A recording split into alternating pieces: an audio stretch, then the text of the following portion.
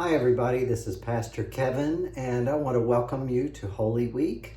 Technically yesterday, Sunday, Palm Sunday was the first day of Holy Week, and so often Monday is referred to as the second day of Holy Week. But I was wondering if we all knew what happened that final week of Jesus' life, because that week is definitive for us as Christians. And so as we celebrate Holy Week together, even though we are apart, I thought it would be helpful each day to go over what did happen each day of Holy Week. And so I want to do that with you. Today, Monday of Holy Week, was an important day.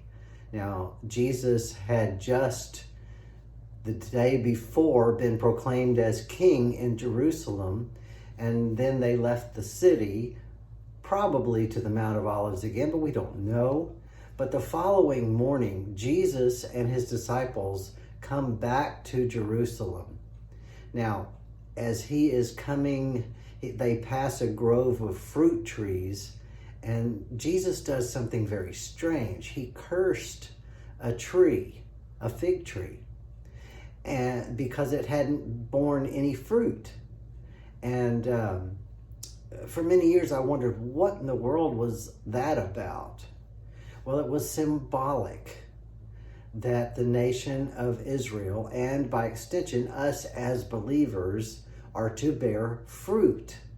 That's why God put us here on this earth, was simply to bear fruit. It's not enough to say we have faith. That faith should bear fruit in our lives as believers. And so Jesus, as Holy Week gets underway, tells us all that our lives are going to be lives of faith. And as such, we will need to bear fruit. So Jesus arrives in Jerusalem and comes up to the temple. And as he does, he found that all of the courts of the temple were full of these money changers. And he found that they were not being honest. They were being corrupt. As far as that goes, you couldn't you couldn't give at the temple in Greek money. You had to give with Jewish money, which was called the shekel. And even today, the shekel has no image of any person on it, according to Jewish law.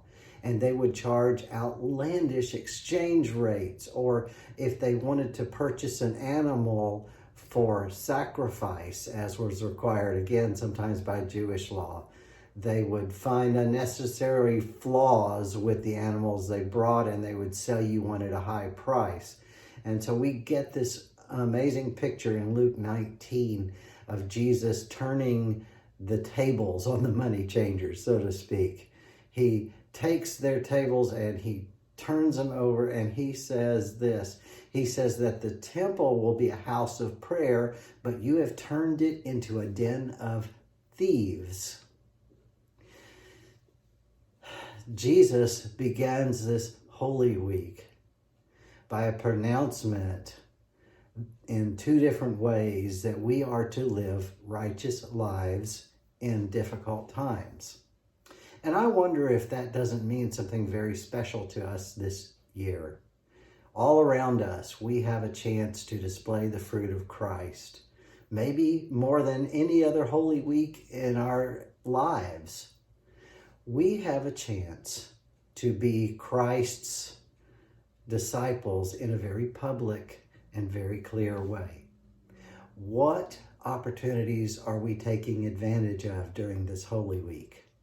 I hope that will cause you to think as the day draws to an end. We read that Jesus, again, and his disciples probably with him, returned to Bethany. And we don't know exactly where in Bethany, but more than likely it was the home of his good friends where he often stayed, and their names were Mary and Martha and their brother Lazarus. You remember Lazarus, whom Jesus raised from the dead. But after Jesus had this very stressful day, he returned to the company of his good friends. And perhaps we will have a chance during this time of separation to be refreshed by each other. And I know it can be tense, but let's look for times when we can count the blessings of being with those that we love and being in God's presence. Friends, pray for our country, pray for our world, pray for our leaders, pray for all around who are ill right now. And I hope that you have a blessed Holy Week. I will see you tomorrow, Lord willing, and we'll continue our Holy Week journey together. This is Pastor Kevin. Blessings to you.